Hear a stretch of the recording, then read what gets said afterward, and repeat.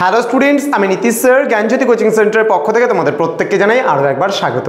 তো স্টুডেন্টস, আজকে আমি তোমাদের সঙ্গে যে বিষয়টি নিয়ে আলোচনা করবো সেটা হচ্ছে উচ্চ মাধ্যমিকের তৃতীয় সেমিস্টারে যে সমস্ত ছাত্রছাত্রীরা 11-এ পরীক্ষা দিয়ে সেকেন্ড সেমিস্টারে পরীক্ষা দিয়ে তৃতীয় সেমিস্টারে উঠে গেছো, তাদের জন্য আজকে পলিটিক্যাল সায়েন্সের যে এমসিকিউ বেসড যে তোমাদের আগামী 4 মাস পরে যে পরীক্ষাটা হবে অর্থাৎ 5 মাস পরে, সেখানের যে কী কী বিষয়গুলো তোমাদের পড়তে হবে সেই নিয়ে কিন্তু আজকের এই আলোচনা। কী কী সিলেবাস রয়েছে সেটা নিয়ে ক্লাসটি শুরু করার পূর্বে তোমাদেরকে বলে রাখি, যারা এখনও আমাদের চ্যানেলটিকে সাবস্ক্রাইব করনি তারা অবশ্যই চ্যানেলটিকে সাবস্ক্রাইব করে পাশে থাকা বেল আইকন অল প্রেস করে দাও, যাতে নেক্সট টাইম থেকে কোনো ভিডিও আপলোড করলে তার নোটিফিকেশন তুমি সবার আগে পেতে পারো। এছাড়া তোমরা যারা ভাবছো যে অনলাইনে আমাদের সেন্টার জয়েন করবে, ক্লাস করবে, নোটস নেবে, তারা অবশ্যই যোগাযোগ করো আমাদের অফিসিয়াল নাম্বার 7076398606 নাম্বার অথবা 6295916282 নাম্বার। তোমাদের টোটাল কোর্স ফি যেটা রয়েছে শুধুমাত্র কিন্তু আমাদের পুরো প্যাকেজিং কোর্স ফি, সেটা হচ্ছে 6টা সাবজেক্ট যদি পড়তে চাও 699 রুপিস পুরো সেমিস্টারের কোর্স ফি। যারা 11-এ পড়ছো সময় নষ্ট না করে আজই যোগাযোগ করতে পারো আমাদের সঙ্গে। চলো জেনে নেই তোমাদের কি কি পড়তে হবে, কি কি থাকছে এবার সিলেবাসে। দেখো, ইউনিট নাম্বার 1-এ তোমরা দেখতে পাচ্ছ international relations in the post second world war period, অর্থাৎ আন্তর্জাতিক সম্পর্ক দ্বিতীয় বিশ্বযুদ্ধের পরবর্তীকালে কি রয়েছে। কোল্ড ওয়ার এরা অর্থাৎ ঠান্ডা লড়াইয়ের যুগ, বাইপোলারিটি যেটাকে আমরা দ্বিমেরুকতা বলি বা দ্বিমেরু কেন্দ্রিকতা বলি, অ্যান্ড এন্ড অফ বাইপোলারিটি যেটাকে আমরা বলছি দ্বিমেরুকরণ রাজনীতির যে অবসান সেটা, অথবা এটাকে বলা হয় দাতাত বলা হয়। নন অ্যালিগেন্ট মুভমেন্ট অর্থাৎ নন অ্যালিগেন্ট মুভমেন্ট বলতে গেলে জোট নিরপেক্ষ আন্দোলন সম্পর্কে আমরা জানবো বা পড়বো। দেন ইউনিট 2-তে আমাদের পড়তে হবে ব্রিফ ইন্টারন্যাশনাল তোমার হচ্ছে অর্গানাইজেশনস অ্যান্ড ইনস্টিটিউশনস। ব্রিফ মানে একদম ছোট্ট করে, অল্পের উপর দিয়ে তোমাদের পড়তে হবে। ছোট্ট করে কি পড়তে হবে এখানে বলেছে যে আমাদের আন্তর্জাতিক সংস্থা এবং যে সমস্ত তোমার ইনস্টিটিউশনসগুলো রয়েছে সেগুলো সম্পর্কে। ইউনাইটেড নেশনস অর্থাৎ সম্মিলিত জাতিপুঞ্জ, এইমস অ্যান্ড প্রিন্সিপালস অর্থাৎ লক্ষ্য বা উদ্দেশ্য, কিংবা প্রিন্সিপাল বলতে যেটা আমরা বুঝি নীতিগুলো। জেনারেল অ্যাসেম্বলি মানে সাধারণ পরিষদ বা সাধারণ সভা আমরা যেটাকে বলছি, সাধারণ সভার কম্পোজিশন অ্যান্ড ফাংশনস অর্থাৎ কম্পোজিশন মানে গঠন অ্যান্ড ফাংশনস মানে হচ্ছে কার্যাবলী। দেন আমরা সিকিউরিটি কাউন্সিল মানে নিরাপত্তা পরিষদ, তার হচ্ছে আমরা গঠন এবং কার্যাবলী পড়বো যেটাকে কম্পোজিশন অ্যান্ড ফাংশনস বলেছে। ECOSOC composition and functions international court of justice অর্থাৎ আন্তর্জাতিক বিচারালয় সম্পর্কে আমরা জানবো। এজেন্সিস বলতে গেলে যে সমস্ত সম্মিলিত জাতিপুঞ্জের সংস্থাগুলো রয়েছে তার মধ্যে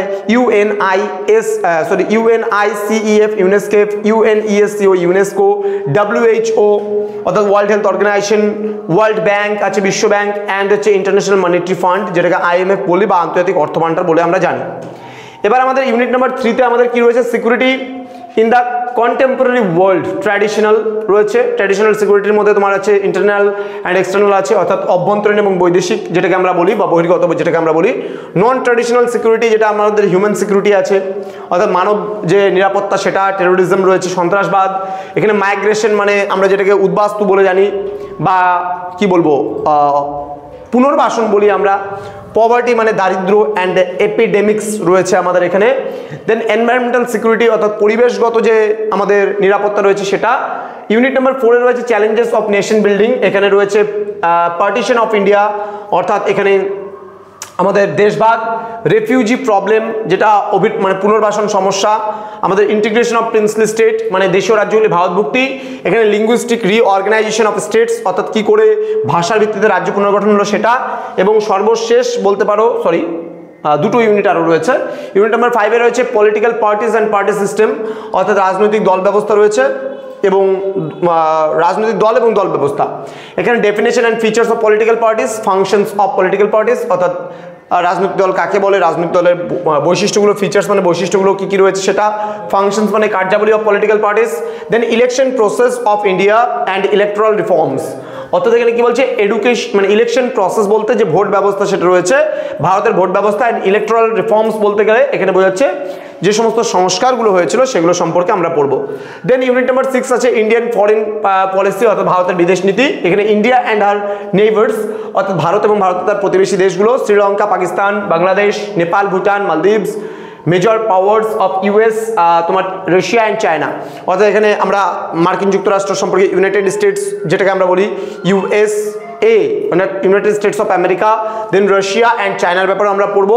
দেন ইন্ডিয়াস নিউক্লিয়ার পলিসি যেটা পোখরানে পারমাণবিক বিস্ফোরণ হয়েছিল, পোখরানে 1-এ, পোখরান 2, দেন PTBT তোমাদের পড়বো, CTBT অ্যান্ড NPT তো এই টপিকগুলো সম্পর্কে আমরা ডিটেলসে জানবো, কবে এই পারমাণবিক বিস্ফোরণ হয়েছিল, কিভাবে হয়েছিল, সমস্ত কিছু বিষয়গুলো আমরা ধাপে ধাপে পড়বো। সমস্ত জায়গা থেকে আমরা যেমন ডিটেলসে পুরো স্ট্রাকচারটা জানবো এবং তার সঙ্গে সঙ্গে এমসিকিউগুলো তোমাদের প্র্যাকটিস করাবো প্রতিনিয়ত।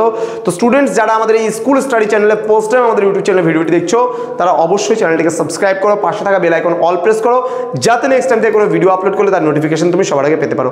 দেখা হচ্ছে খুব তাড়াতাড়ি আরও একটা নতুন ভিডিও নিয়ে তোমাদের সঙ্গে। তোমরা প্রত্যেকে ভালো থেকো, সুস্থ থেকো। Thank you so much, thanks for watching after all, thank you.